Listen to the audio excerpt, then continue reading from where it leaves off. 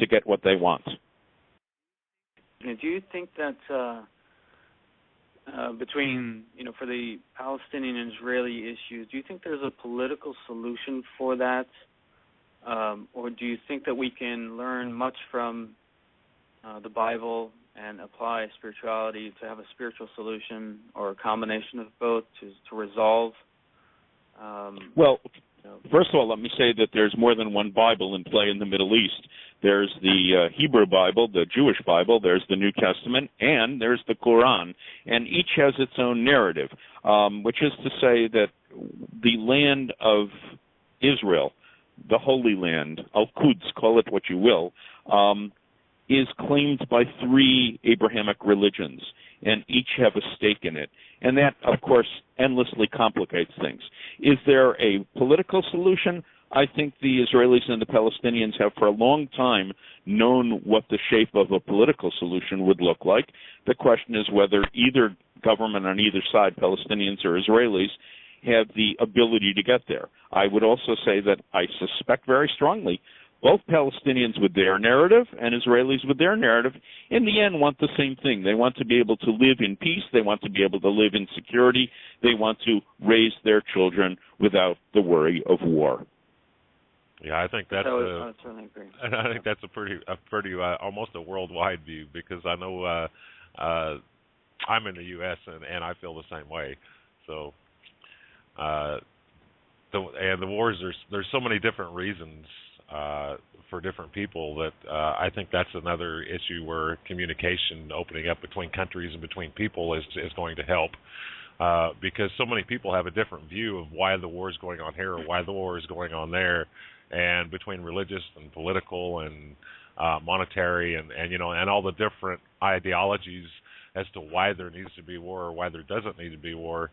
That's one of the reasons we have programs like what we have here, and why we're doing what we're doing, is to try and open up communication between people, to try and get different countries talking about these different views, so that everybody can get an idea that the U.S. isn't against the Middle East, and the Middle East and the people. I'm talking the people of these countries are not against each other as much as the governments that are in power are against each other.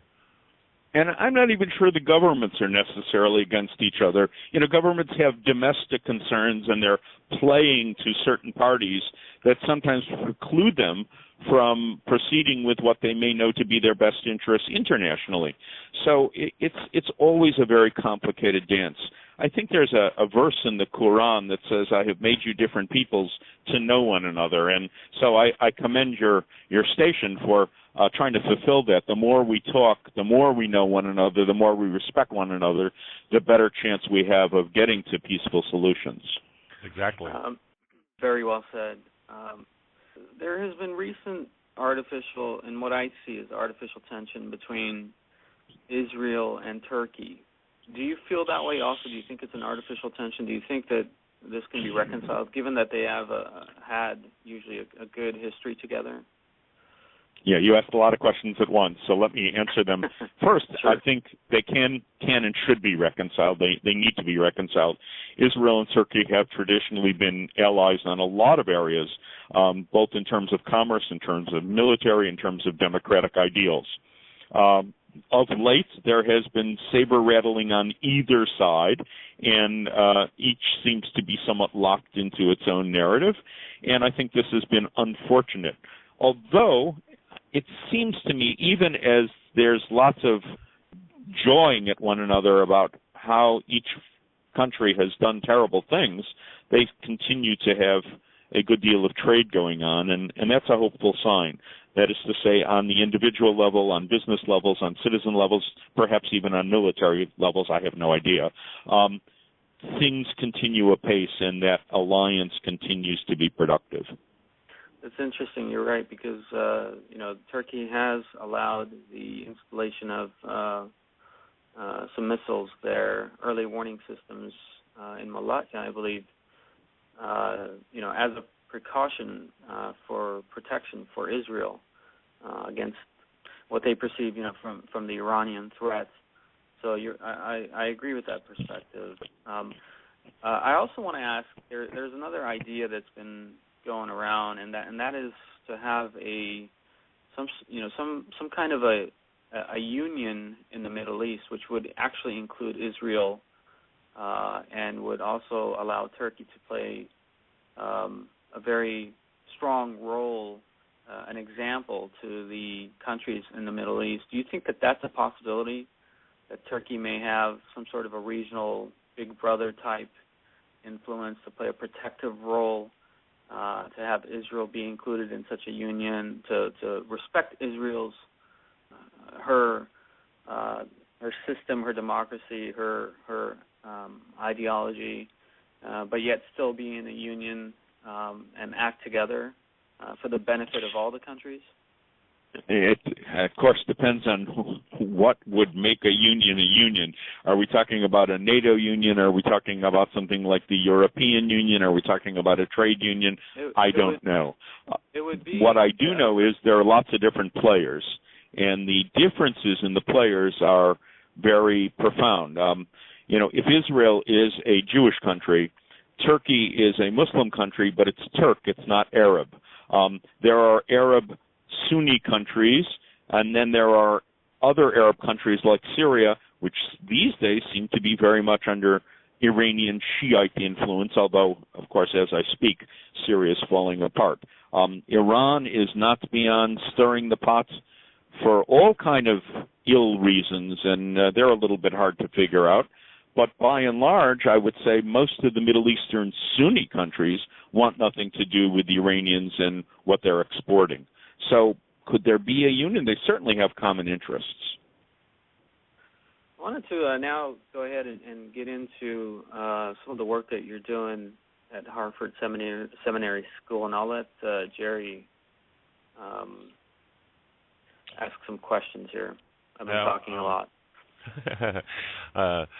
Recently, there was some news about religious exchanges taking place at Hartford Seminary McDonald Center for Study of Islam and Christian-Muslim Relations. And I was wondering if you could explain a little more about the program and what its significance is, and if there are any other programs like this going on in the country. Yeah, I'm actually very happy to do so, because I'm certainly on much more comfortable ground speaking as a rabbi scholar than about international politics. The Jewish Theological Seminary for the past few years has been pursuing relations with Hartford Seminary. Now, Hartford Seminary in Connecticut, it's about an hour and a half, 2-hour drive from the Jewish Theological Seminary, which is in Manhattan. Hartford Seminary is an unusual Christian seminary. It is a Protestant seminary. It trains people for the ministry, but at the same time, 30 to 40% of their student body are in chaplaincy programs, and they are Muslim, which means that Hartford is one of the few places in the country that is actively training Muslim leadership in this country for this country. Most imams who are trained in Islam are either foreign-born or are sent abroad to get their training, whether they go to Al-Azhar in Egypt or they go to Saudi Arabia or they go to Indonesia.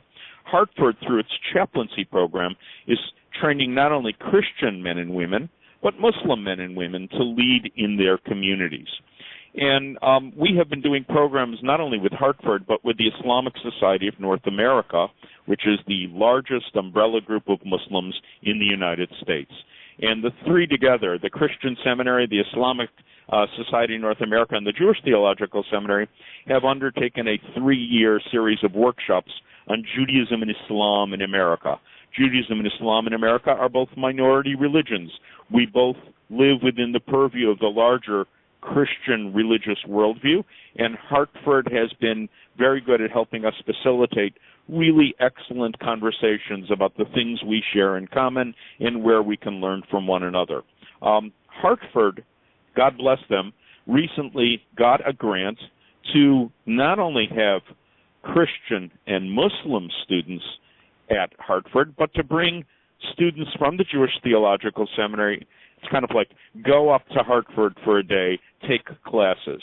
We just this past week had our first cohort who went up to Hartford for an intensive 8-day Building Abrahamic Partnerships workshops. Jews, Christians, Muslims, almost as it were locked together in a room until they found out what they share in common. My students who have come back have just been amazed at the careful guidance they got, the thoughtfulness of the leadership, and the fact that they really did get to know their Christian and Muslim colleagues, not only to know about Christianity and Islam, but actually to make colleagues, friends, to build relationships. And going forward, of course, as clergy or as academics in the American scene, these relationships are invaluable to them. Great, just kind of like our program here, like you're building bridges. I think that's awesome. I think it's very exemplary, and I think that really shows a very good, I guess, a mentoring quality that a lot of the country can look at, because I think that is just an amazing program. Hartford certainly is to be commended. They have amazing things. You also asked, are there other programs? In fact, there are. There's a program for Jewish-Christian relations coming out of the Institute for Jewish-Christian Relations in Baltimore. The Reconstructionist Rabbinical College in Philadelphia, which trains Jewish Reconstructionist rabbis, has a program on Jewish-Muslim relations each summer. And I have to say, we've been fortunate here at the Jewish Theological Seminary because we've been invited to send our students to all of those programs, and our students have benefited really. You know, when you're a clergy person, whether you're Jewish, Christian, or Muslim, and you're in a small town somewhere in America, you learn very quickly that you have to minister to your congregants. You need to be their rabbi. You need to be their imam. You need to be their minister. Your friends, your colleagues turn out to be clergy of other religions, and you share so much in common in that life.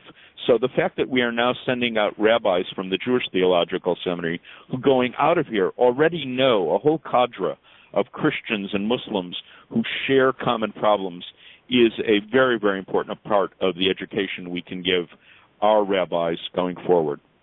Awesome.